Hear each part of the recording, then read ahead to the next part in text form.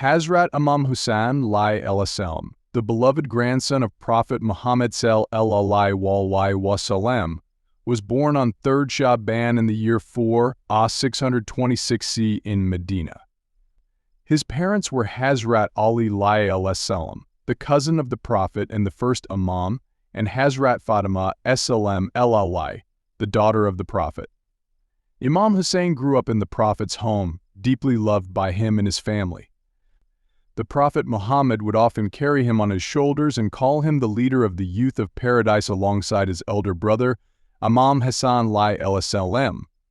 One famous hadith states, "Hussein is from me, and I am from Hussein. Allah loves those who love Hussein." This unique relationship showed the profound spiritual connection between the Prophet and Imam Hussain, and the care and wisdom the Prophet imparted to his grandsons. After the Prophet's passing, Imam Hussain witnessed the suffering of his family. His mother, Fatima, passed away only months after the Prophet, and his father, Hazrat Ali, faced political challenges that eventually led to his assassination. Imam Khan became the rightful leader of the Muslims after his father's death, but he was forced into a peace treaty with Muawiyah, the ruler of Syria, to prevent further bloodshed. Imam Hussain honored the treaty, continuing to uphold the Prophet's teachings and support Imam Hassan in the mission of Islam. When Muawiyah died in 680 CE, his son Yazid assumed power. Yazid demanded that Imam Hussain pledge allegiance to him, which would mean accepting Yazid's authority and character. Yazid's rule, however, contradicted Islamic teachings and principles. His actions were often morally corrupt, and his governance was marked by oppression and an open disregard for Islamic values. Imam Hussain could not endorse Yazid's rule, as it would have signified acceptance of tyranny and corruption. He famously stated, "A person like me can never pledge allegiance to a person like him," signaling that he would stand for the values of truth, justice, and piety. Imam Hussain saw his mission as upholding the Prophet's teachings and protecting the spiritual essence of Islam. Due to Yazid's demands and threats, Imam Hussain decided to leave Medina, the Prophet's city, to avoid bloodshed there. He traveled to Mecca, hoping to observe Hajj, and there he received numerous letters from the people of Kufa, a city in Iraq, asking him to come and lead them in opposition to Yazid's rule. They assured him of their support in the struggle for justice. Considering these calls as a responsibility, Imam Hussain decided to journey toward Kufa to guide the people. He began his journey with a small group of family members and close companions, including women and children. However, Yazid's forces soon intercepted him before he reached Kufa and forced him to stop in the desert land of Karbala. On the 2nd of Muharram in 61, Imam Hussain and his followers set up camp in Karbala. Yazid's army, led by Umar ibn Sa'id, numbered tens of thousands, while Imam Hussain had only around 72 loyal followers, including family members and companions. Over the next several days, Yazid's army cut off access to water, hoping to force Imam Hussain to surrender. Imam Hussein's camp was left without water in the intense desert heat, yet they remained steadfast. Despite the unimaginable suffering, they refused to compromise on their principles or to submit to Yazid's oppressive rule.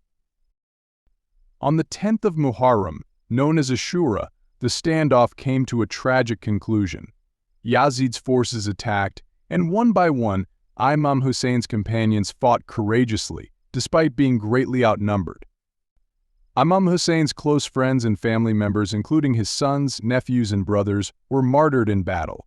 His half-brother, Hazrat Abbas salam, also sacrificed his life trying to bring water for the camp. Imam Hussain endured the heartbreaking sight of each family member falling in battle, all of whom sacrificed their lives out of loyalty to him and devotion to the cause of truth. In the afternoon of Ashura, Imam Hussain was left alone on the battlefield. He rode out for one last stand, despite being severely wounded and exhausted. With unmatched bravery, he defended himself and continued to proclaim the values of justice, truth, and faith. In his last moments, he called out, expressing his loyalty to Allah and his submission to divine will. Finally, he was struck down, his body left in the hot sands of Karbala. His head was severed, and his body was trampled by Yazid's soldiers. After Imam Hussein's martyrdom, Yazid's forces captured the surviving women and children, including his sister Hazrat Zainab S.L.M. L.A. and his son Imam Zain ul Abidin Li L.S.L.M., who was ill at the time. They were taken as captives and paraded through the streets of Kufa and then to Yazid's court in Damascus. Despite their suffering, Hazrat Zainab stood with remarkable resilience, delivering powerful sermons in Yazid's court, condemning his actions and exposing the true nature of his oppressive rule. Her words shook Yazid's court and are remembered as a fearless stand against injustice. She became a central figure in the mission to preserve the memory of Imam Hussain and the values he sacrificed his life for. The tragedy of Karbala had a profound impact on Islamic history and became a timeless symbol of the struggle for justice and truth. The sacrifice of Imam Hussain and his followers became a guiding inspiration for generations of Muslims, particularly within Shia Islam. His martyrdom is commemorated annually during the month of Muharram, with Ashura marking the day of his ultimate sacrifice. Imam Hussein's stand in Karbala demonstrated that the values of Islam, justice, piety, and truth must be upheld even in the face of severe oppression, and that compromise with tyranny is unacceptable. Imam Hussein's legacy continues to inspire Muslims worldwide. His martyrdom serves as a reminder of the importance of resisting oppression and standing for justice, regardless of the consequences. His story teaches that truth must prevail and that the principles of Islam cannot be compromised. His sacrifice at Karbala endures as an example of spiritual courage, loyalty to faith, and dedication to upholding justice.